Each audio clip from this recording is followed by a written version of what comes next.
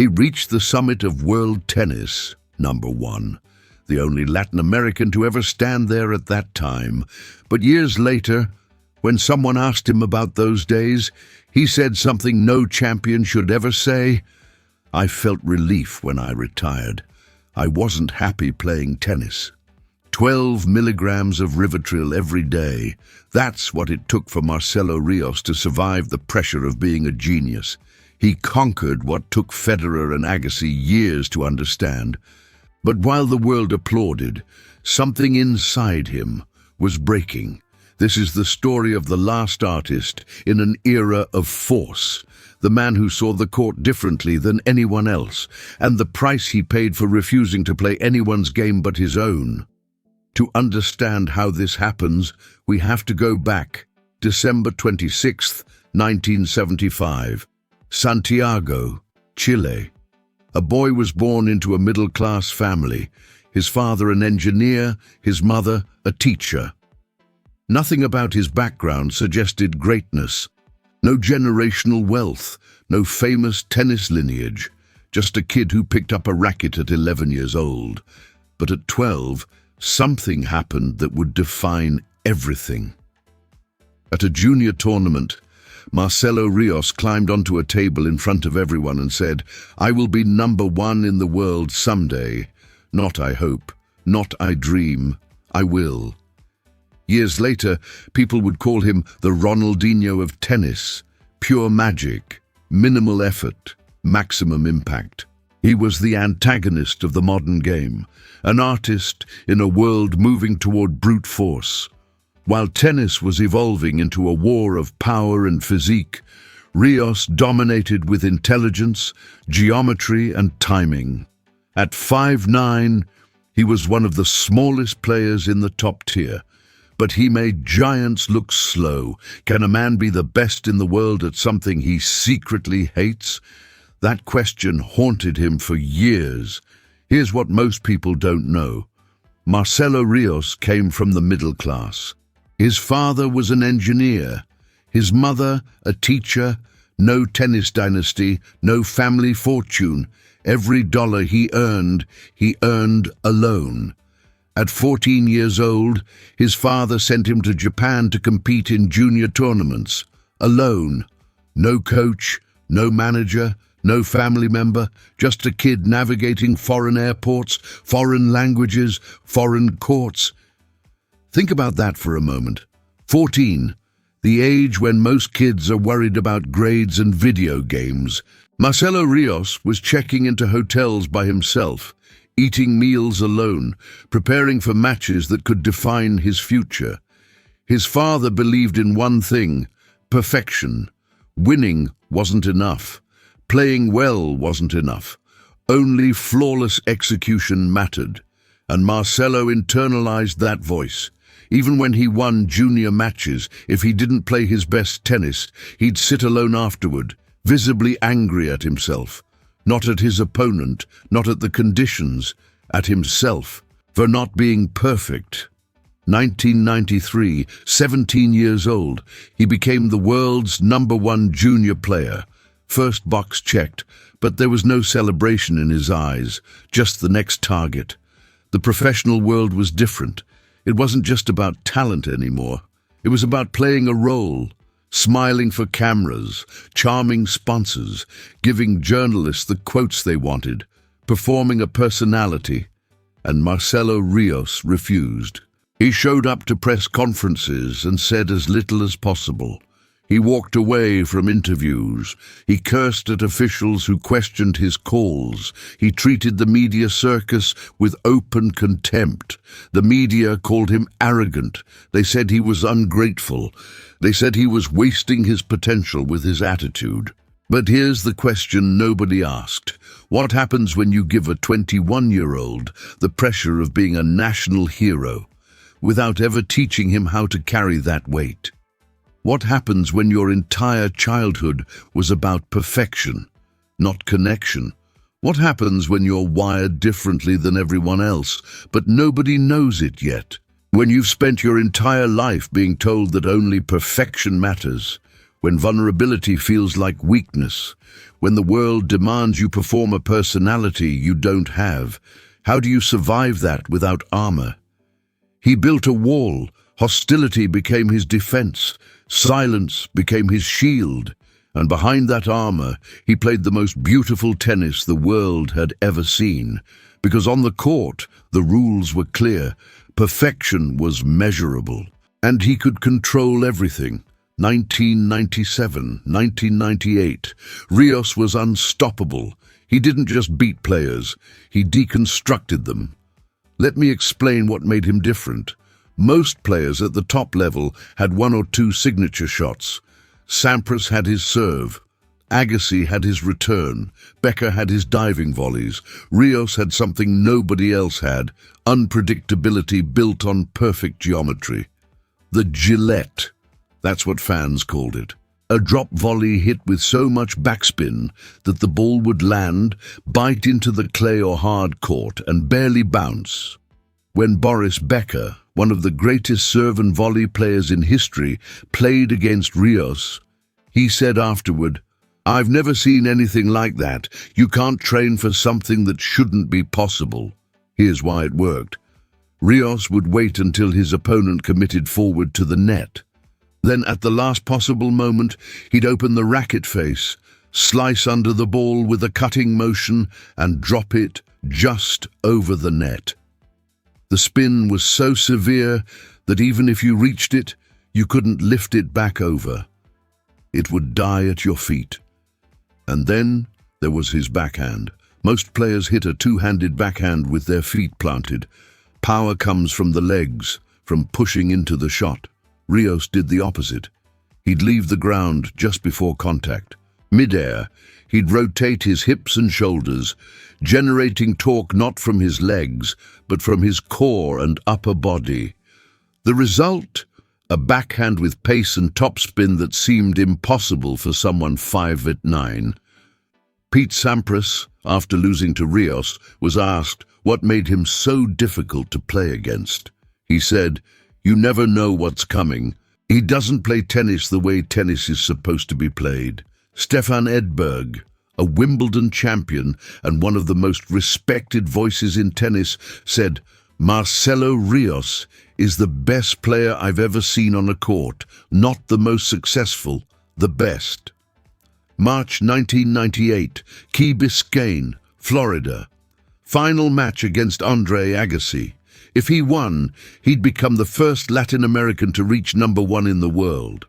Agassi was at the peak of his career, one of the greatest returners in tennis history, a baseline grinder who could outlast anyone.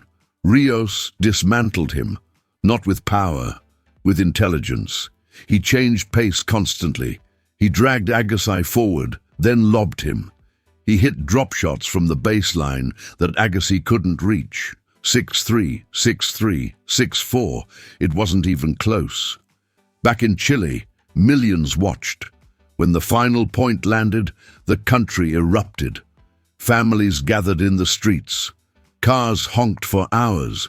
He was received at La Moneda Palace by the president. Marcelo Rios, the kid from a middle-class neighborhood, was now #1 in the world. But look at his face in that moment. There's no smile, no tears, just exhaustion.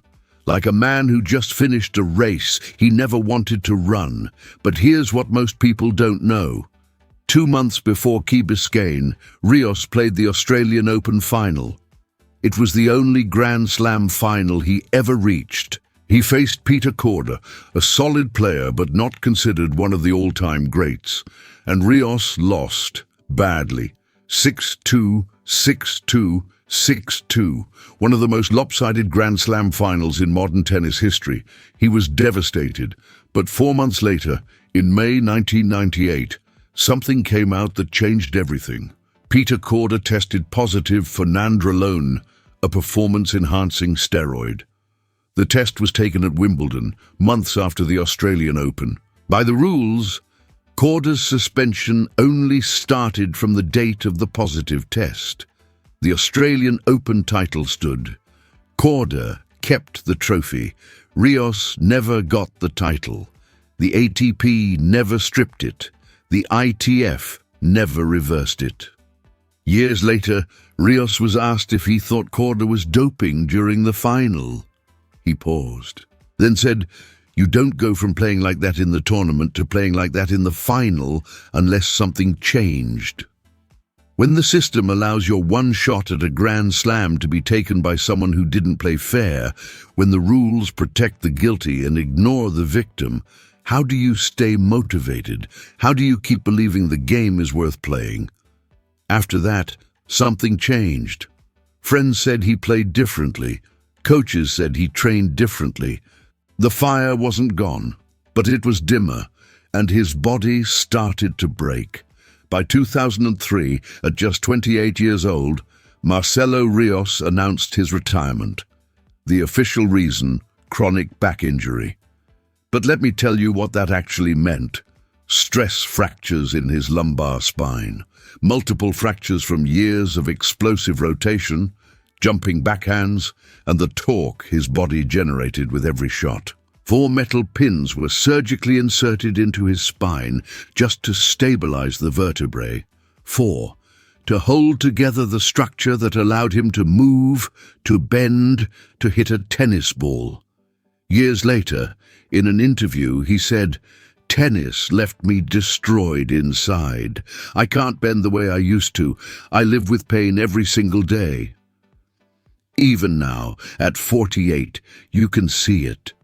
The way he stands, the way he sits, the hesitation before bending down.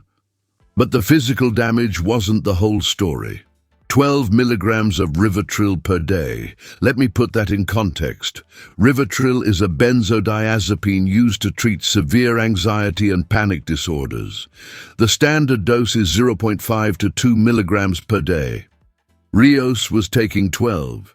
That's not managing stress. That's surviving a nervous system that's constantly in crisis mode. He needed that medication just to function, just to walk onto a court without his body shutting down from anxiety, just to exist under the weight of expectation, media scrutiny, and the pressure of being number one.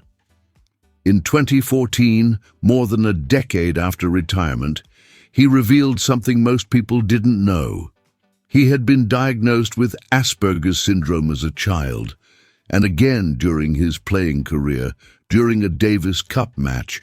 Asperger's syndrome, a form of autism spectrum disorder that affects social interaction, communication, and sensory processing, difficulty reading social cues, a tendency to be blunt, direct, unfiltered, sensory overload in crowded, loud environments, a need for routine and predictability in a world that offered neither.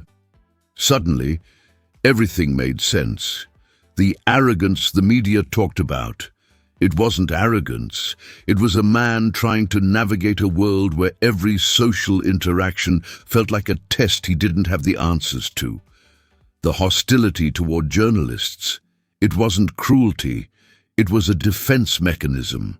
A way to control an environment that felt chaotic and overwhelming.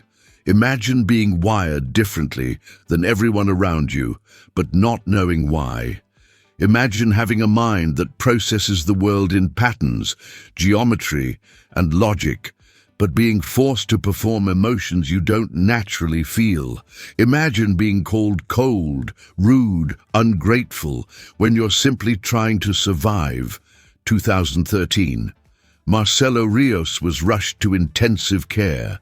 Reversible cerebral vasoconstriction syndrome. His blood vessels were constricting, cutting off blood flow to his brain. Severe headaches, vision problems, loss of coordination. For hours, doctors didn't know if he'd make it. His brain was shutting down. He survived, but something broke that day. Not just physically, spiritually. When you come that close to the edge, when your own body betrays you to the point of near death, you start asking different questions. Not just how do I win, but is why am I fighting? When your body shuts down, when your mind can't carry the weight anymore, when you've reached the absolute limit of what a human being can endure, isn't peace worth more than any trophy? Isn't survival worth more than legacy? Today, Marcelo Rios lives in Sarasota, Florida, a small city on the Gulf Coast, far from Santiago, far from the cameras, far from the circus. He has 5 children, and he's trying to be the kind of father he never had. Warm, present, emotionally available. He doesn't compete anymore. He doesn't chase anything. He just lives.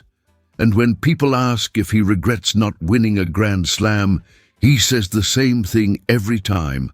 I became number 1. That was enough. Marcelo Rios is the only player in history to reach number 1 in the world in 3 different categories: junior, professional, senior. Nobody else has ever done that. Some people say he wasted his talent, but did he? He played tennis on his terms.